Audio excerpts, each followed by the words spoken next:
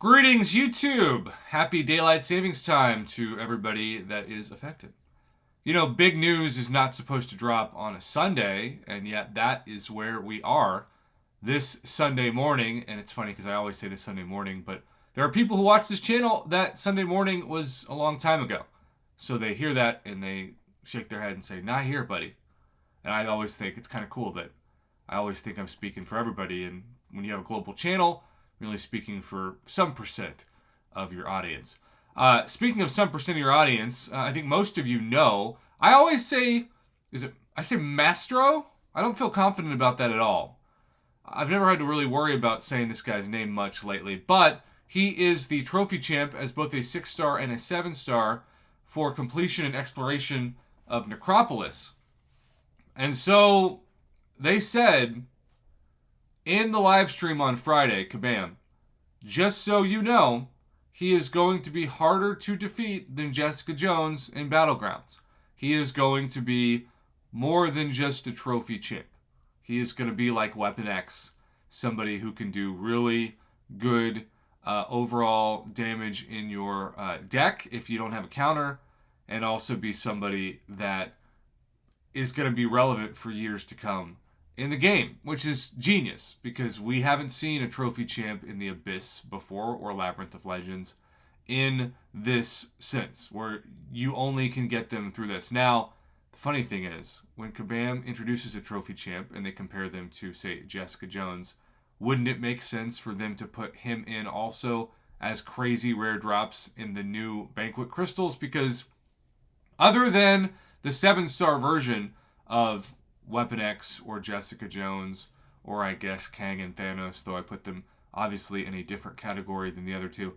You need more motivation outside of what you can normally do in the game economy to purchase those crystals. So yeah, it's nice to get gold and 7-star shards and 6-star shards and 6-star nexus, etc. But at least to me, that doesn't get me to be excited to spend units. So this is a unique experience and opportunity.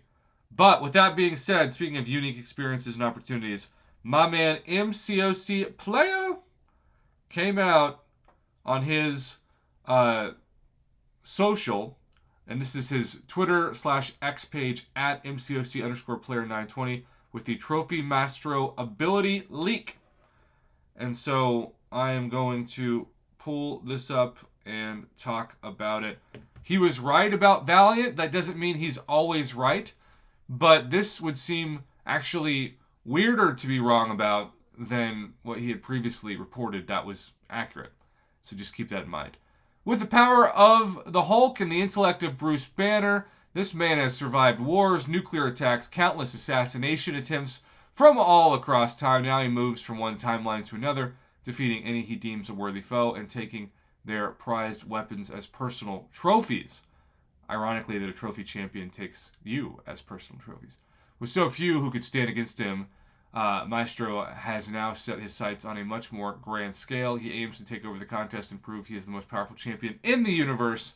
Sig ability, Neutronium Might. Activating a special attack grants an additional 3 Neutronium, as well as refresh personal fury effects. Each one also grants him +1 block penetration. And then when he gets to a max of 40, if one of Maestro's buffs expires naturally, cannot gain Neutronium for 2 seconds or whatever seconds. Whenever he is immune to an effect or has a buff nullified, he gains one. After being knocked down, he cannot gain one for 2 seconds, cannot be triggered after it expires. Second medium attacks grant him 3. He gets 1 per second disabled during Cosmic Rage. He gains them 25% slower against Mystic Champions. Shout out Black Widow Clairvoyant against this guy. Isolate buffs at 10. Gains a Glancing buff. 20. Pierce buff. 30. Cosmic Radiation buff. And then Superior Rage while active. Maestro gains attack and slowly loses Neutronium. Maestro has given up his superiority in order to become the most powerful Cosmic. Eat your heart out, Hercules. Getting extra % attack rating against tech champions. Remove all the personal buffs and gain a positive copy, retaining the same potency and effects. When knocked down, he loses it. And so he's got that superior rage at 40.